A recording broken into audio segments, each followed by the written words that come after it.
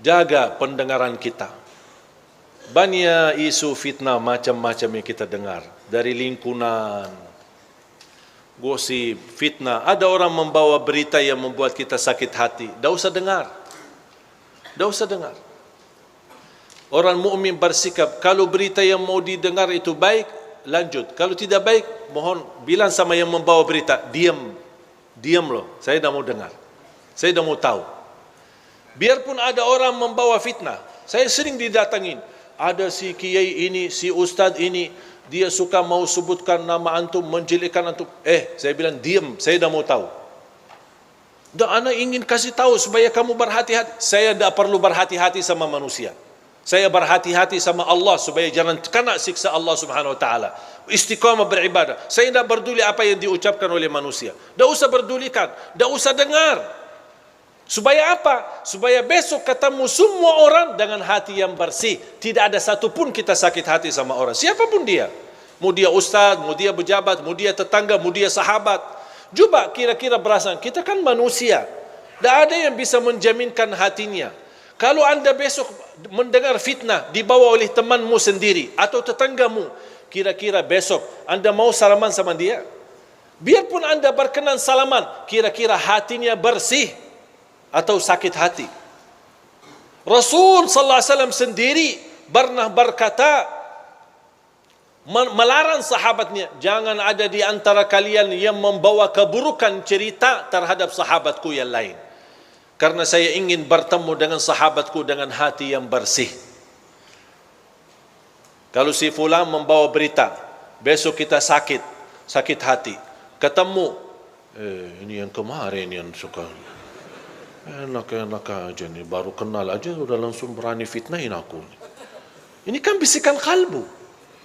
Dan itulah salah satu sebab yang terkunci hati kita. Makanya fantas kehilangan khusyuk. Karena ini perasaan, makanya tidak usah peduli. Dan saya belajar, orang yang ikhlas, dipuji, dihina, sama saja. Saya ulang lagi. Mudah-mudahan bisa difikirkan. Orang yang ikhlas, dipuji, diangkat, diagungkan, dimuliakan, dihina, dicaci maki, sama saja. Dia tidak peduli. Dia tidak peduli nilai manusia. Dia tidak peduli apa kata manusia. Manusia senang, dia tidak peduli. Manusia tidak senang, apalagi dia tidak peduli. Yang dia pedulikan, Allah senang, Allah suka, Allah ridha, Allah mau, sudah selesai. Kalau kita bisa hidup, insya Allah dengan seperti ini, insya Allah kita punya hati nurani, akan baik sama semua orang dan selalu berbaik sangka. Jangan kita selalu bertafsir sendiri. Dua orang duduk di sana, mereka bisik apaan ya? Jangan-jangan aku yang pusing kita. Coba kalau kita berduri apa kata orang, wallahi kita yang pusing, bukan mereka. Coba kalau kita lupakan, kita abaikan. Dan saya nasihatkan, sampai ada seorang ibu berkata, alhamdulillah Ustaz, saya tidak pernah gosip orang, tidak pernah suka nomor orang, tapi mohon maaf saya suka dengar. Ya sama aja dosanya. Mendengar berita, melihat berita, caci maki, urusan orang, itu dosa semua. Tak usah peduli. Kita punya urusan sendiri. Dan selalu kita hidup dengan baik sangka. Walaupun anda melihat kawanmu yang suka di masjid, tiba-tiba masuk ke tempat maksiat, jangan anda su'uzzan. Kita tidak tahu apa yang terjadi.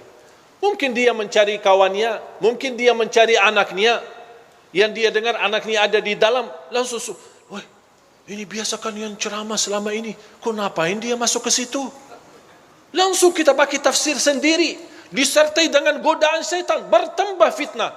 Begitu kita dengar berita huwak yang tidak ada asalnya dan tidak ada dasarnya, oh, ya betul-betul, saya kemarin lihat dia masuk ke tempat maksiat, bertambah buruk kita, bertambah beredar fitnah sana sini, dan kita membawa dosanya sampai hari kiamat. Hati-hati jamaah sekalian. Makanya tutupi pandangannya.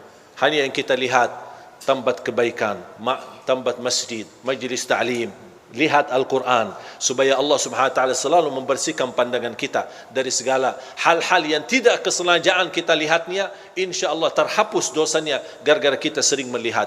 Makanya salah satu ulama berkata, kalau saya merasa hati mulai keras dan tertutup, saya berbanyak melihat Al-Quran.